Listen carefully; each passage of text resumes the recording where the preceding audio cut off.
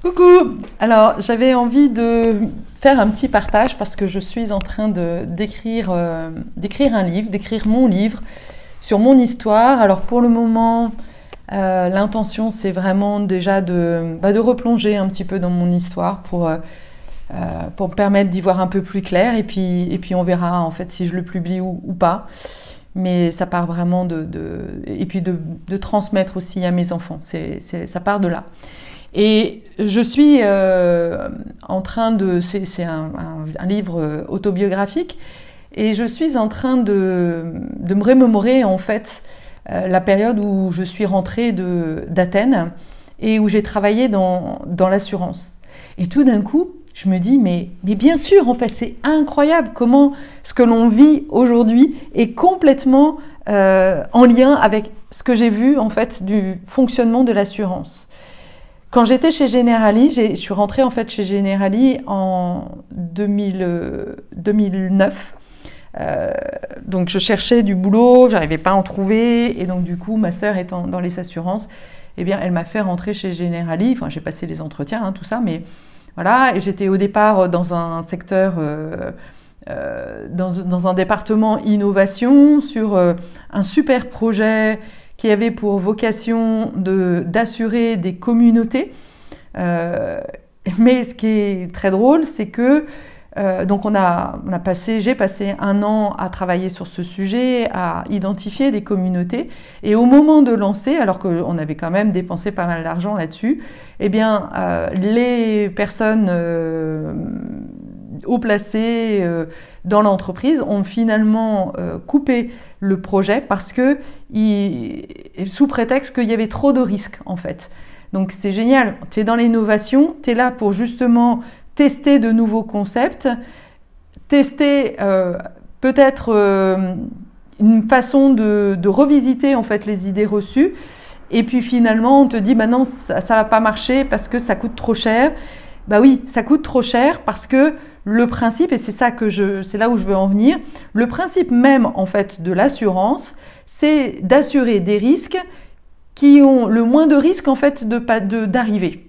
Donc en gros, on fait croire aux gens qu'il y a un risque, on les fait assurer on les pousse en fait à s'assurer pour ces risques-là, que ce soit le cambriolage. On te fait voir qu'il y a des gens qui se font cambrioler, et on te met même dans cette situation-là, on te décrit peut-être même des zones à risque, alors qu'en réalité, la probabilité que ça arrive, c'est, je sais pas, peut-être 1 sur 10, quoi. Et plus tu vas activer la peur de te faire cambrioler, plus tu vas attirer. Alors, je dis pas qu'il n'y a pas de cambriolage, mais ce que je sais aujourd'hui sur la façon en fait dont on fonctionne, c'est que si tu as une pensée de peur, eh bien forcément, ça va attirer à toi en fait les cambrioleurs.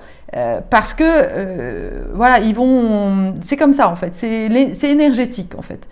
Et donc du coup, on va te faire, on va te faire souscrire à des contrats qui vont coûter très cher, alors que en réalité, si on avait vraiment intérêt, si les assureurs avaient vraiment à cœur d'assurer ta sécurité, eh bien il te formerait en fait, il t'apprendrait à construire ta sécurité intérieure.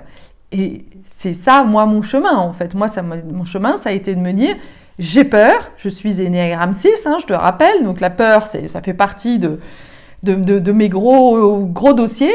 J'ai peur, mais en réalité, je vais travailler en fait sur mes peurs et me rendre compte qu'en réalité, ces peurs ne sont juste que le fruit en fait de mes pensées de peur. Je provoque mes peurs en fait. Et donc du coup, j'attire à moi des situations qui vont entretenir mes peurs. Mais quand en fait je transcende mes peurs, que je vais aller les visiter, eh bien je m'aperçois que non, en fait, j'ai peur de quitter mon mari, je quitte mon mari, mais finalement non, ça va, je suis pas morte. J'ai peur de quitter mon job parce que justement j'ai l'impression que je ne vaux rien. Je transcende cette peur. et je la dépasse et finalement je me rends compte que j'ai beaucoup plus de valeur, j'ai beaucoup plus de capacité, de potentialité que on m'a fait croire en fait. Donc tu vois, l'assurance est vraiment basée sur la peur. On te fait activer la peur et du coup c'est ça qui va entretenir en fait le risque en fait. Et donc aujourd'hui, pourquoi j'en parle? Parce que on voit très bien le parallèle qu'il y a avec ce qu'on est en train de nous faire vivre en ce moment. On te fait croire en fait qu'il y a un danger et donc du coup c'est comme ça qu'on te manipule en fait. On te fait croire qu'il y a un danger, donc du coup on te fait rentrer en fait dans une solution que l'État a trouvée. Voilà, je ne vais même pas évoquer le mot, mais du coup, on te fait croire que si tu ne réponds pas à cette injonction, qu'il faut être comme tout le monde, et bien du coup, on te montre en fait que, tu ne vaux plus rien parce que tu ne peux plus rien faire. On te fait croire que tout d'un coup, tu deviens impuissant, que tu ne fais plus partie de la société. Tu vois, tu es vraiment le paria en fait. Là, tu es transformé en bouc émissaire en plus. C'est vraiment super important de comprendre à quel point la peur en fait est au cœur en fait du business qu'il y a aujourd'hui dans toutes les sociétés. On te fait croire qu'il faut acheter des choses, qu'il faut acheter des assurances pour arrêter d'avoir peur. Comme si, en fait, moi je serais curieuse de savoir le nombre de cambriolages qu'il y a malgré ça. Parce que c'est pareil, hein, on te dit aujourd'hui le nombre de personnes qui sont malades et qui n'ont pas suivi le machin. Déjà, les chiffres, franchement, on peut mettre beaucoup de doutes là-dessus, mais on ne te dit pas le nombre de personnes qui sont malades et qui ont été. Et moi, j'en connais plus d'un qui ont fait le truc et qui sont tombés malades tout de suite après. Donc tout ça, on n'en parle pas en fait. Donc ça te montre bien que la matrice, le système en fait, met bien le focus sur là où ils veulent t'emmener en fait, là où ils t'enferment. Et la peur fait vraiment partie d'un mécanisme en fait pour maintenir en fait les gens dans un modèle en fait. Et que la peur, c'est vraiment un mécanisme de l'ego pour rester enfermé, rester dans une boîte. Et donc, quand la société active en fait les peurs, clairement, eh bien, on te manipule pour faire de toi en fait ce qu'ils ont envie de faire en fait. On te fait croire que si tu n'as pas de CDI, alors du coup tu vas finir sous un pont.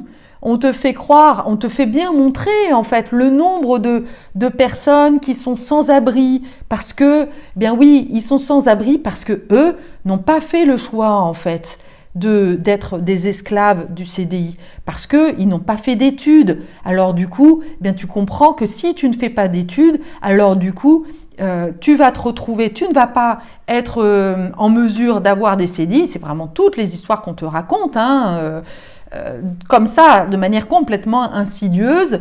Et du coup, si tu n'as pas de CDI et que du coup, tu ne réponds pas à cette injonction, eh bien, tu seras rejeté de la société.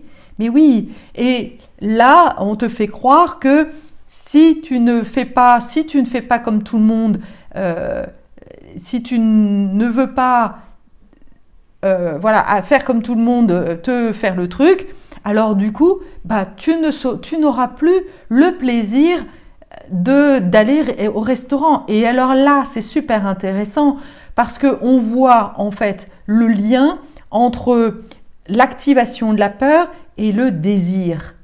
bah oui, je désire en fait être en lien, je désire consommer, être avec des amis. Ça fait partie en fait des besoins de base de Maslow, le besoin en fait relationnel. Donc on te fait croire que tout d'un coup ta vie sociale va être coupée parce que tu ne vas pas faire le truc. Et donc c'est pareil, les assurances te font voir que si tu ne prends pas en fait une assurance santé, par exemple, alors du coup, eh bien, tu risques de tomber malade. Et puis, on te fait voir que si tu tombes malade, alors du coup, ça va te coûter très cher. Et donc, personne va pouvoir te sauver. Et donc, du coup, tu risques de ne plus avoir de revenus si tu es malade. Mais personne t'apprend comment, en fait, devenir ta propre guérisseuse. Personne t'apprend que en fait, si tu es à l'écoute de ton corps et voilà, et si tu es à l'écoute de toi, de ton être profond, que tu es en connexion de ton être profond, alors du coup, la probabilité que tu sois malade, que tu aies des symptômes, eh bien, est complètement diminuée. Si tu as une vie, on t'apprend pas, surtout pas d'ailleurs, on veut surtout pas t'apprendre que en mangeant sainement et en faisant un peu de mouvement, en veillant sur ta partie émotionnelle, en prenant des pauses pour vraiment revenir à l'intérieur de toi, tout ça en fait va augmenter en fait ton immunité, tes défenses immunitaires. Ah ça, on ne te veut surtout pas que tu le saches ça, parce que du coup, ça contradierait vraiment leur plan. Eux, tout ce qu'ils veulent, c'est que justement tu aies peur de cette maladie, parce que si tu as peur de la maladie, alors du coup, tu vas prendre une assurance santé. Pour information, ça fait 3 ans, puisque je suis sortie du Pôle emploi il y a 3 ans, ça fait 3 ans que je n'ai pas d'assurance maladie, que je n'ai pas de mutuelle, pas d'assurance maladie, j'ai une assurance maladie, mais je n'ai pas de mutuelle. Et au départ, en fait, quand j'ai commencé en fait à pas avoir de mutuelle, je me suis dit waouh, mais si j'ai pas de mutuelle, s'il m'arrive quelque chose, et puis mes enfants, et puis ceci et ça. Non, ça c'est la peur. Ok, je me relie à la foi et je reprends ma responsabilité. Comment je peux faire en fait pour éviter d'être malade? Et puis je fais le calcul aussi parce que sachant que moi j'ai eu un cancer, si je prends une assurance, si je prends une mutuelle, ça va, et que en plus je suis entrepreneur, parce que ça aussi, si tu es entrepreneur, ça va te coûter plus cher. Donc du coup, eh bien je fais le choix de mettre de côté de l'argent pour ma sécurité, pour mon assurance maladie. Mon assurance maladie, je me la crée moi-même. Et je me rends compte et je fais le calcul à la fin de l'année. Combien j'ai dépensé en fait? Combien j'aurais dépensé de ma mutuelle? Est-ce que c'est rentable? Je peux t'assurer que pour le moment, ce ne serait pas du tout rentable pour moi de payer à peu près 100 € par mois, alors que ça fait 2 ans que je ne vais pas chez le médecin. Voilà, j'ai peut-être de temps en temps un problème de dents, un problème. Voilà, j'ai changé mes lunettes, par exemple, l'année dernière. Bon, ok, je me le suis payé à 100%. J'aurais gagné, 200 €. 200 € sur 1000 €, non, en fait, c'est pas rentable. Voilà, en fait, comment reprendre, en fait, le pouvoir, en fait, sur sa vie. Ça fait partie de ça aussi, de transformer notre peur en foi et de reprendre, en fait, notre responsabilité sur notre vie et de ne pas céder. Et d'ailleurs, le fait de s'auto-financer sur l'assurance santé, déjà il y a en 2009, quand je travaillais chez Generali, j'avais déjà constaté qu'il y avait une tendance de ça. Parce que de plus en plus de gens se rendent compte en fait que derrière il y a une grosse arnaque. Une grosse arnaque, on te fait payer un truc et qui finalement ça te coûte plus cher que si tu avais payé les frais concrètement. Et puis pour moi il y a un autre intérêt en fait de faire ça. Eh bien c'est de d'être vraiment conscient en fait de la valeur des choses. Et du coup, quand j'ai la conscience du coût, eh bien, je vais chercher en fait les meilleures solutions pour plutôt que d'aller en effet me soigner et que ça me coûte une blinde en fait si jamais j'ai, je sais pas, voilà, un problème de dents ou tout ça, eh bien, je vais peut-être chercher aussi peut-être d'autres solutions. Résoudre la problématique de base. Il y a des fois, c'est pas toujours évident, mais en tous les cas, je vais essayer en fait de trouver les meilleures solutions. Alors que quand je suis assistée avec une mutuelle, eh bien, bah, c'est pas moi qui paye, c'est la mutuelle. Donc du coup, j'ai même pas conscience en fait que bah, cette mutuelle, il y a d'autres personnes en fait qui le payent et ça coûte cher en fait à la société. Et donc voilà, je rentre dans un système où je ne suis pas responsable en fait de ma vie. Et voilà, aujourd'hui, pour moi, ça fait vraiment partie de mon cheminement de dire bah oui, j'assume. J'assume, j'ai des frais et donc bah, c'est ok. Donc du coup, peut-être que je vais prendre plus soin de moi. Ça va m'encourager aussi à prendre encore plus soin de moi en fait, parce que prendre soin de ce capital santé de mon corps, c'est important. Et c'est comme ça en fait que pour moi, je deviens une humaine extra, un terrestre, pas un extraterrestre, mais plutôt une terrestre extra, parce que bah voilà, je reprends en fait en main ma vie, mais vraiment de A à Z. Voilà, et donc j'avais à cœur de faire cette vidéo parce que tout d'un coup, en voilà, revisitant ce que j'ai compris en fait du secteur de l'assurance, je crois que pour moi c'est aussi un devoir que d'éclairer les personnes sur le fonctionnement. Et alors notamment un truc qui est un truc de ouf, c'est la prévoyance. Parce que alors moi j'étais en charge de la prévoyance et très vite j'ai compris que mais c'était une prise de tête en fait. J'ai mis au moins 3 mois à comprendre en fait les différents produits, la différence, etc. Mais pourquoi tu crois que c'est compliqué en fait? C'est justement pour mieux arnaquer les gens. Parce que si c'était clair, eh bien les gens feraient les bons choix. Et pourquoi tu crois qu'il y a beaucoup de confusion aujourd'hui dans toutes les informations qu'on nous transmet? Un coup c'est blanc, un coup c'est noir, le complotisme, machin bidule. Mais parce que la confusion est le meilleur outil en fait de la manipulation. On apporte de la confusion en fait dans l'esprit et donc du coup on empêche l'esprit d'y voir clair et donc du coup de prendre la meilleure décision. Et donc comment faire pour passer de la confusion à la clarté? Eh bien la seule chose à faire, c'est justement de couper le mental, de faire le vide.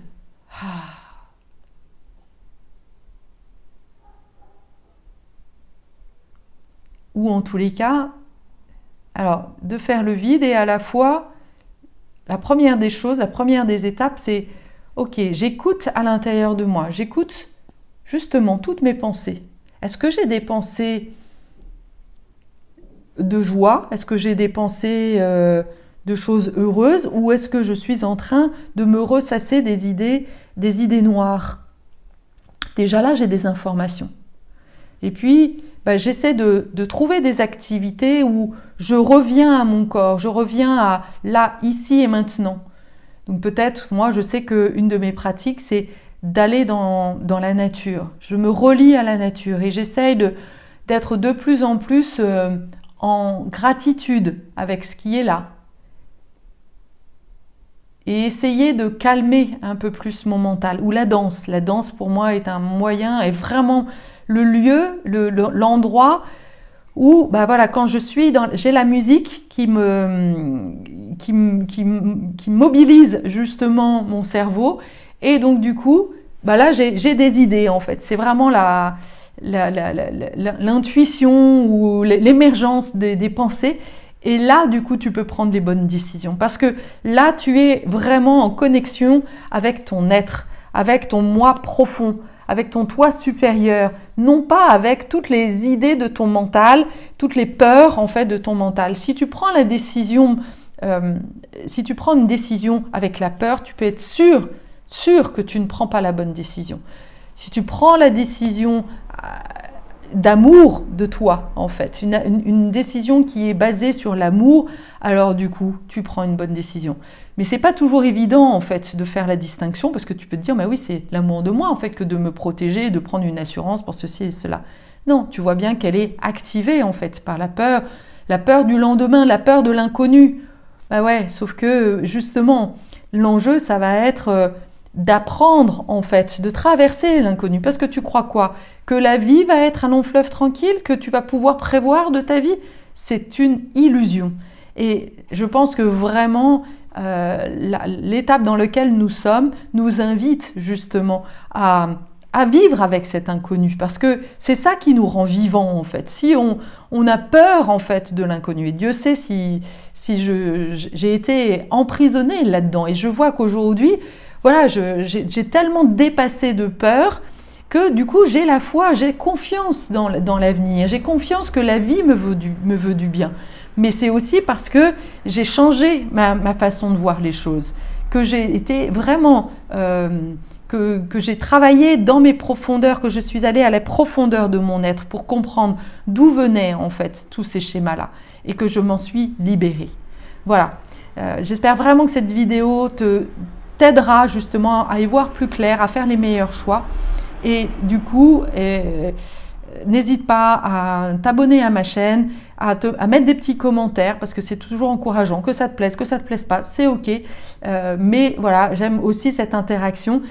Le YouTube, c'est un média voilà, qui me permet de transmettre mes idées, mais j'ai à cœur vraiment plutôt le dialogue. À bientôt!